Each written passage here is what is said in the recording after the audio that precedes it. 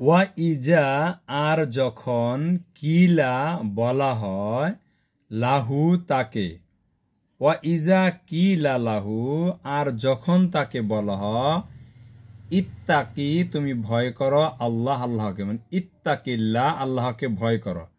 অনেকেই আছে যেমন গভীর পাপের ভিতর লিপ্ত, তখন যখন বলা হয় যে আল্লাহকে ভয় করো,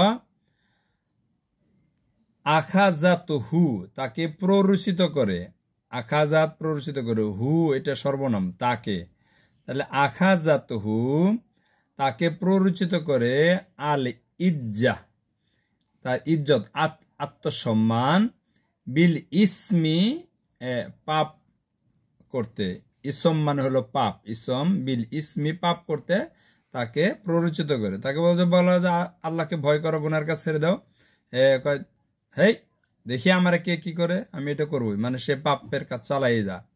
আল্লাহ বলতেছেন ফাহাসবুহু অতএব তার জন্য যথেষ্ট, ফা অতএব, আর এই হু মানে হলো এই তার সর্বনাম, ফাহাসবুহু তার জন্য যথেষ্ট, জাহান্নাম জাহান্নাম, তাহলে ফাহাসবুহু জাহান্নাম তার জন্য জাহান্নামই যথেষ্ট।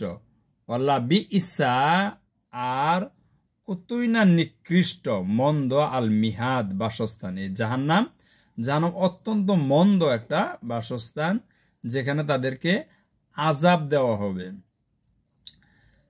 কঠিন আযাব থেকে বাঁচতে হলে এই জন্য গুনাহ থেকে বেঁচে থাকতে হবে। কিন্তু অনেকেই এই গুনাহ করার পরেও যদি কেউ তাকে এরকমই করে, সে আরো ওই গুনাহ করতেই থাকে, সে নিজেকে সংশোধন করে না, অথচ সংশোধন করাটাই ছিল তার জন্য ভালো। এই জন্য দেখেন কোরআন এই জাহান্নাম থেকে বাঁচার পথ দেখিয়ে দেয়, মানুষদেরকে চিনায় দেয়। এই জন্যই কোরআন আমাদেরকে বলতে হবে। তাই এই ছোট্ট একটা আয়াত থেকে আমরা আলহামদুলিল্লাহ কতগুলো শব্দ শিখলাম। কিছু শব্দ আমাদের হয়তো শেখাই আছে, ওয়া আর ইজা মানে যখন, ইজা মানে যখন, কিলা বলা হয়, তাহলে ইত্তাকিল্লাহ এটা একসঙ্গে আমরা বলতে পারি যে আল্লাহকে ভয় করো। তারপরে আপনার ইজ্জত মানে আত্মসম্মান, ইসম মানে পাপ, এই জাহান্নাম এটা আমাদের জানাই আছে।